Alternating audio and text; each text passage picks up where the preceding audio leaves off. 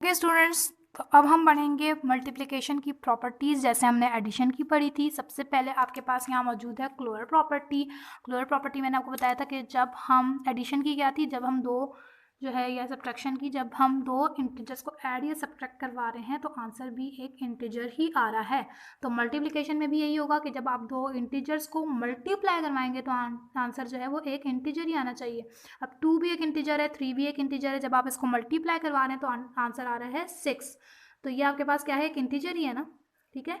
ये इसके साथ भी प्लस का साइन है, इसके साथ भी प्लस का साइन है, इसके साथ भी प्लस का साइन है। फिर अगर आपके पास यहाँ पे दो और इंटीजर्स अगर हम देखें, -2 भी एक इंटीजर है, -5 भी इंटीजर है, इसको कैसे सॉल्व करेंगे? मल्टीप्लाई में साइंस को कैसे सॉल्व करते हैं? अगर दो सेम साइन हो तो यहाँ पे क्या आ जाएगा, प्लस, ठीक है। और 2 को 5 से मल्टीप्लाई करवा देंगे, 2 2 5 आर 10। तो ये क्या बन रहा है, एक इंटीजर बन रहा है ना।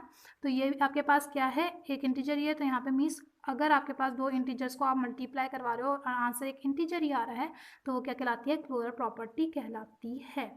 ओके, नेक्स्ट आपके पास आ जाएगी, ये आपके पास इसको मार्क कर लीजिएगा, द प्रोडक्ट ऑफ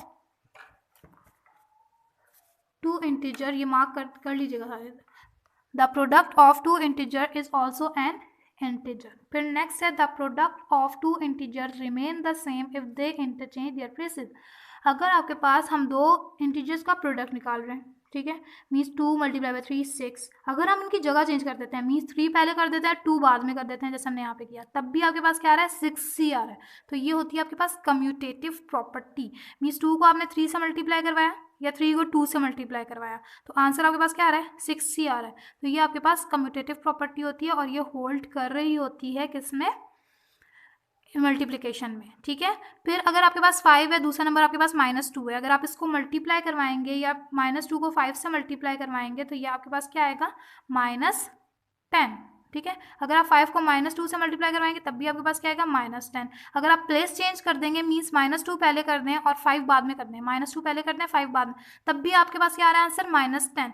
तो ये आपके पास क्या होती है, कम्यूटेटिव प्रॉपर्टी होती है। द प्रोडक्ट ऑफ, प्रोडक्ट हम कहते हैं मल्टीप्लाई को, ठीक है।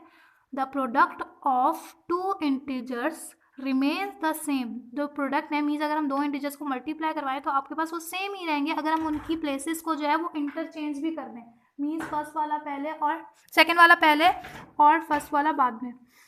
फिर हम आ जाते हैं, नेक्स्ट प्रॉपर्टी होती है हमारे पास associative property of multiplication of integers. The product of any 3 और more integers remain the same respective of the order in which the multiplication is carried out. Means कि अगर हम इसका ऑर्डर चेंज करते हैं, मीन्स हम पहले दो सॉल्व करें, ठीक है, या बाद वाले दो सॉल्व करें, तब भी आपके पास आंसर सेम आए।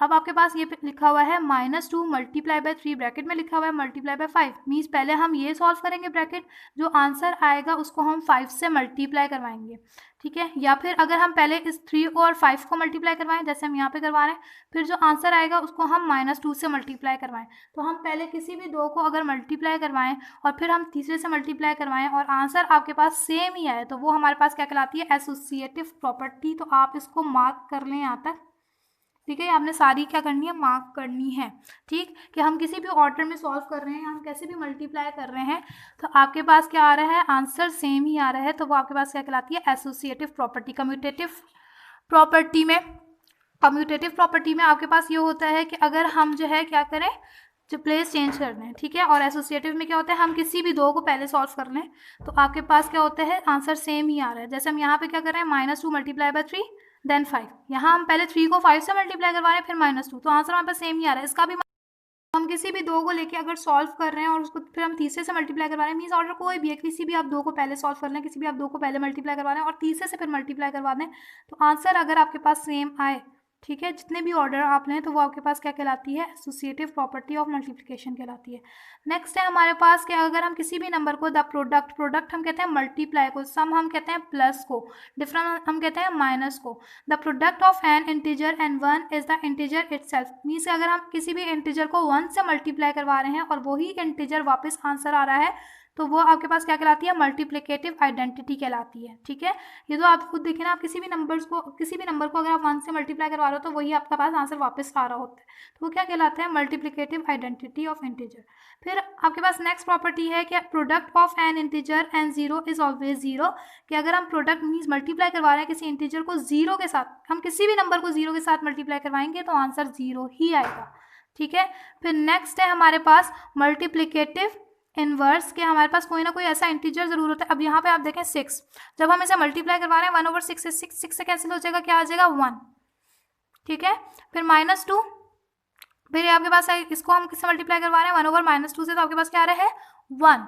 ठीक, फॉर एवरी इंटीजर एक्सपेक्ट 0, 0 के अलावा बाकी जितने भी इंटीजर हैं देयर एग्जिस्ट एन इंटीजर, वहाँ आपके पास कोई ना कोई इंटीजर ऐसा होता है such that their product is 1, कि मीन्स कि जब हम उसको इससे मल्टीप्लाई करवाएंगे प्रोडक्ट लेंगे, कोई ना कोई ऐसा जो है आपके पास इंटीजर ज़रूर होता है 0 के अलावा, कि जब हम इनको मल्टीप्लाई करवाएंगे तो आंसर आपके पास क्या होगा 1। वो आपके पास क्या कहलाते हैं, मल्टीप्लिकेटिव इनवर्स कहलाते हैं। ठीक है, नेक्स्ट है आपके पास डिस्ट्रीब्यूटिव प्रॉपर्टी।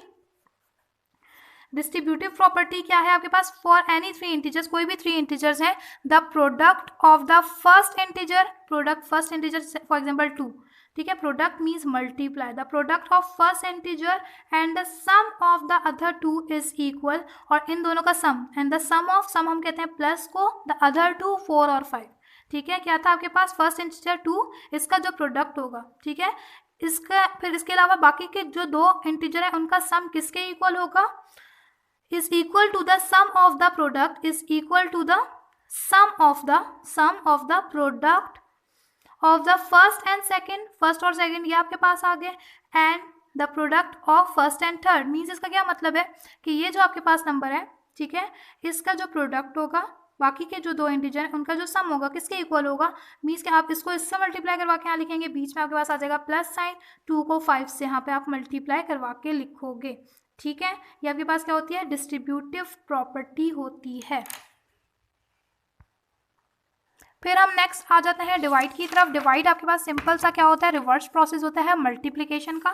तो इसमें अगर आपके पास जैसे यहाँ पे दिया हुआ है कि आपने 56 को डिवाइड करवाना है 8 से, तो आपके पास कैसे होगा, 56 को आप डिवाइड करवाएंगे तो आपके पास क्या आएगा, 8 1 जार 8, 8 7 जार 56, तो ये आपके पास क्या आ जाएगा 7। ठीक है, 7, और साइन का कैसे पता चलेगा, अब ये देखें यहाँ पे 56 के साथ कोई साइन नहीं है, तो कौन सा साइन है, प्लस का। ठीक है, तो मल्टीप्लाई में मैंने आपको बताया था कि आपके पास 2 डिफरेंट साइन आ रहे हो तो हम कौन सा साइन लगाएंगे, माइनस का। ठीक है, तो आप डिवाइड में भी यही करोगे, और 8 1 जार 8 और 8 7 जार 56, तो आपके पास आ जाएगा क्या 7। अब हम एग्जाम्पल 13 सॉल्व करेंगे कॉपी में, और जो है फिर हम एक्सरसाइज पे आ जाएंगे।